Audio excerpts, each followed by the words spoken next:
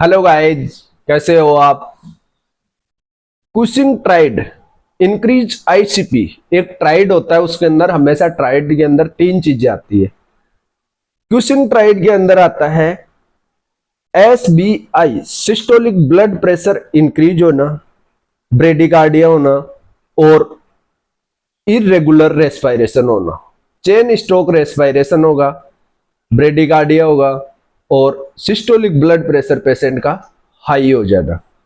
Increase ICP, normal ICP कितना होता है 5 से 15 mmHg होता है। अब इससे ज्यादा आईसीपी बढ़ता है तो वहां पे हेल्थ केयर प्रोवाइडर या नर्सिंग ऑफिसर का क्या एक्शन होता है। सबसे पहले नर्सिंग ऑफिसर को क्या करना है, पेशेंट को कूल एंड क्लाइम इन्वायरमेंट देना है। हाई पाउलर या सेमी पाउलर पोजीशन में पेशेंट को लेटाना है। पेशेंट को साइड रेल अप करके रखना है। पेशेंट को सक्शन नहीं करना है कभी भी, चाहे वो ट्रकेस्टोमी पे हो, नॉर्मल हो, इस चीज का ध्यान रखना है। कोई भी उसके आसपास ऐसी चीज नहीं हमारे को टच करनी है कि पेशेंट इरिटेट हो। इरिटेशन से आईसीपी और ज्यादा बढ़ता है, इस चीज का हमारे को ध्यान रखना है। टेम्परेचर मॉनिटर करना है पेशेंट्स का।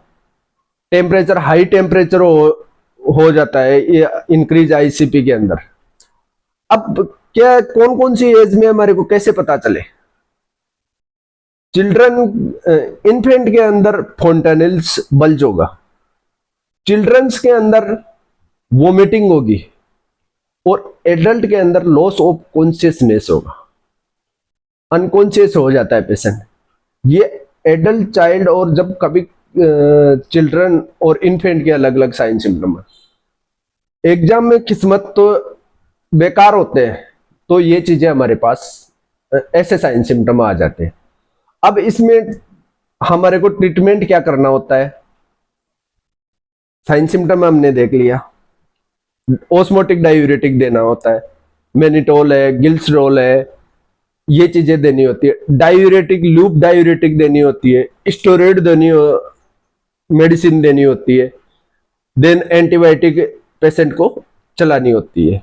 तो इन चीजों से ये वापस कंट्रोल हो जाता है। और मेन कोज फाइंडिंग करना है। कोज सीटी या एमआरआई से ही पता चलता है कि क्या प्रॉब्लम हुआ है।